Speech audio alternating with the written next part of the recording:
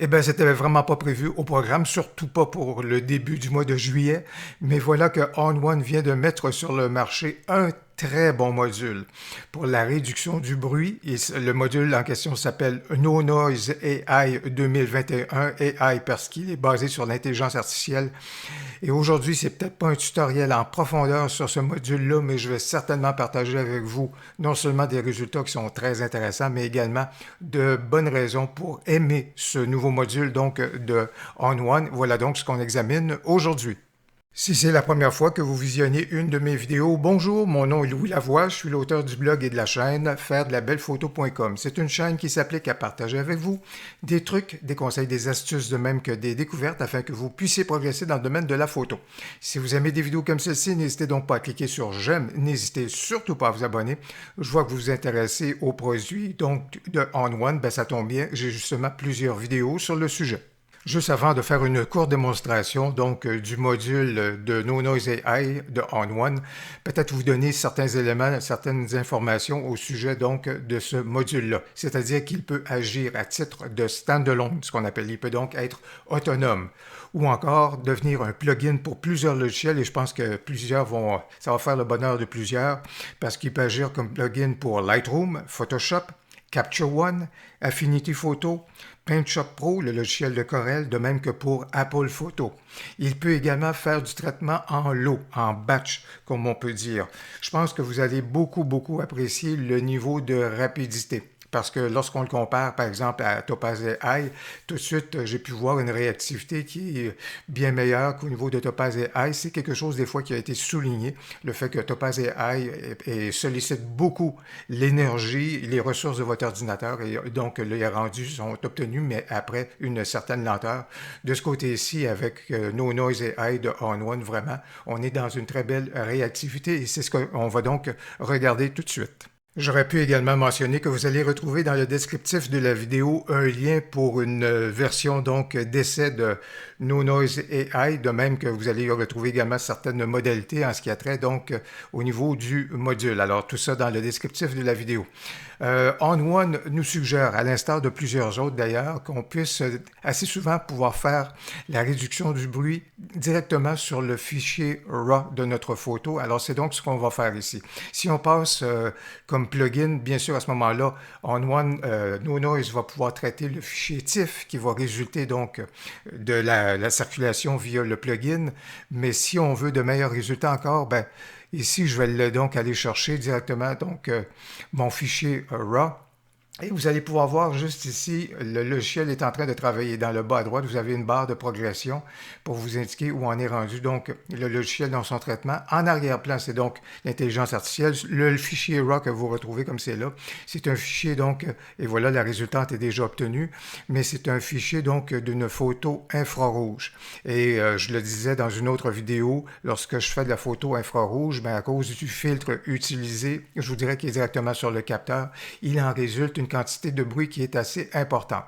Alors, je vais augmenter ici considérablement, je suis à 200% pour vous permettre donc de voir, puis je vais l'amener juste ici, pour vous permettre de mieux voir ce qui était le bruit dans ma photo, donc à la gauche, et ce qui est le bruit, la réduction du bruit, et finalement le travail de No Noise AI, donc à la droite.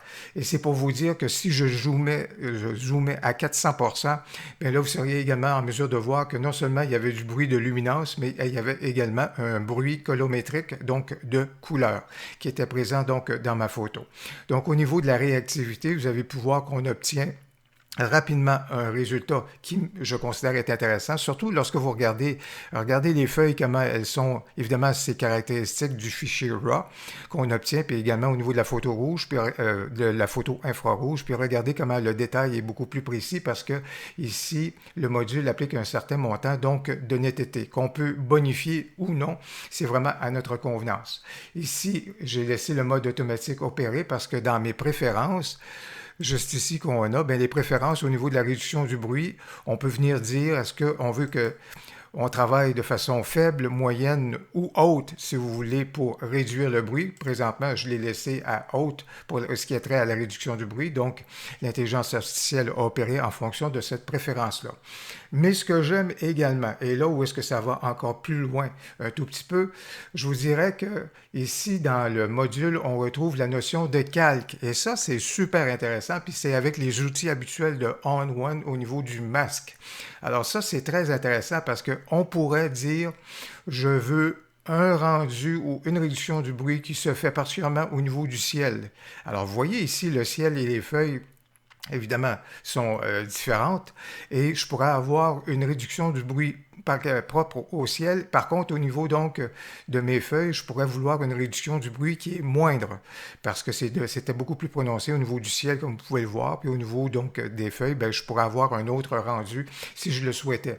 Alors, ce qui est intéressant dans ce cas ici, c'est par exemple au niveau des couches, je peux même dupliquer à ce moment-là et créer une nouvelle couche, ce qui me ça me permettrait donc d'isoler des traitements pour un élément dans ma photo et un autre élément dans ma photo. Et en plus, donc, avec les outils habituels donc, de masque qu'on retrouve donc dans ON1, ben, c'est vraiment merveilleux. Ça me permet de créer un masque de luminosité, par exemple, et de gérer à ce moment-là la réduction du bruit selon les endroits où je trouve que c'est le plus prononcé dans ma photo ou non.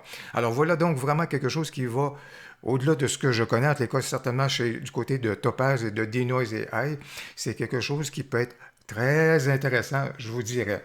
Étant donné que je suis parti avec un fichier RAW, la meilleure chose et la meilleure option à partir donc de NoNoise AI, c'est d'exporter donc notre fichier et surtout de regarder quelque chose qui peut à ce moment-là rester dans un format RAW, donc c'est-à-dire le format DNG. Et dans ce cas ici, je vais donc pouvoir l'exporter et ça va donc me donner encore là tout le plein potentiel d'un format RAW que je vais pouvoir continuer d'exporter. Bien entendu, si on utilise NoNoise AI à titre de plugin, ben, on est en train de travailler sur un fichier, probablement un fichier TIFF, selon vos préférences. À ce moment-là, vous pourrez continuer dans ce sens-là, mais si on part d'un fichier RAW, la meilleure chose à l'exportation, c'est de travailler avec un format, donc, DNG, comme je viens de l'expliquer. Au bout du compte, je vous dirais, vous allez encore une fois retrouver dans le descriptif de la vidéo un lien pour pouvoir, à ce moment-là, faire l'essai de ce module-là. Dans les prochaines semaines, je pense avoir le loisir, en tous les cas, dans un proche avenir, de pouvoir faire un exercice comparatif entre NoNoise AI, Denoise AI de Topaz et peut-être même le module donc qu'on retrouve dans DxO. À ce moment-là, ça va être un exercice qui sera intéressant. Et ce que j'aime bien, et ce que je dis souvent, ON1 fait bien les choses. Et dans ce cas ici, je pense que ON1 a bien réussi son pari de l'intelligence artificielle pour la réduction du bruit. Les résultats m'apparaissent probants, mais non seulement cela, mais de la façon de construire le module.